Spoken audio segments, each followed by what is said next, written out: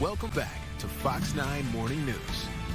Welcome back. Congress has 15 days to pass a spending bill, or more likely, a continuing resolution, or parts of the government will be shutting down October 1st. Factor in the election, and the next couple of weeks are about to be even more interesting than the past couple of weeks have been. Join us now, as he'll be doing every Sunday leading up till Election Day, is Fox 9 political analyst Blois Olson. Good to see you, my friend. Good to be here. So much to talk about. Okay, the spending bill. What's happening? What's the latest with it? They're trying to maybe cram some more stuff into this, but they've got this looming deadline of September 30th. I always say that Congress is like college. You just wait till the last minute to get everything done, and they procrastinate, and it's because they have leverage, and they can try to use that leverage to get other things put in the bill. They're essentially buying votes with other policies and things like that, negotiating. I don't see a government shutdown in the middle of an election. I think everybody knows it would be a disaster.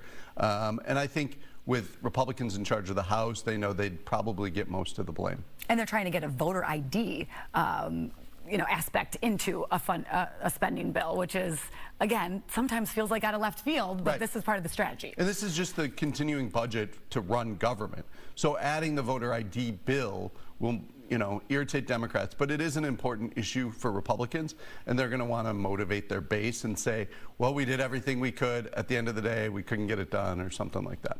Okay, we haven't talked to you since, or at least I haven't talked to you since the debate earlier this week. Latest polls show Vice President Kamala Harris up 5 points since the debate. Did you expect the needle to move that much?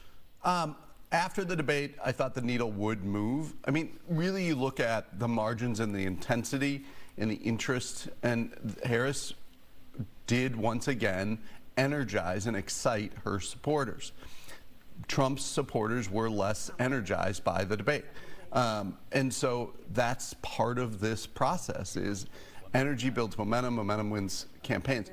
But you have to still look at those swing states, Michigan, Pennsylvania, Wisconsin, where Governor Walz was yesterday.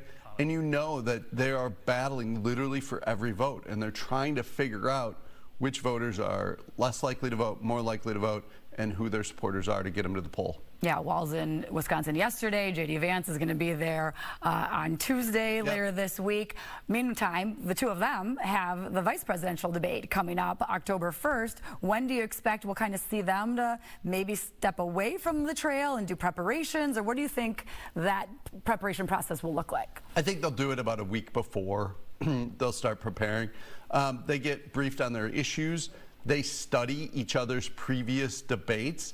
And really, I think they'll both try to find some zingers to get under the other one's skin and do that. It's also going to be the last debate, because we're unlikely to have another presidential debate. And so rare that the vice presidential debate would be the last debate. And so it may have more impact on the election. Yeah, that'll be an interesting one to watch, because as we've seen from both sides, both seem to be very strong debaters in their own sense. So we'll be talking about that one right here with you. All right, thank you, Blois. We'll see you next Sunday. See you then. Appreciate it.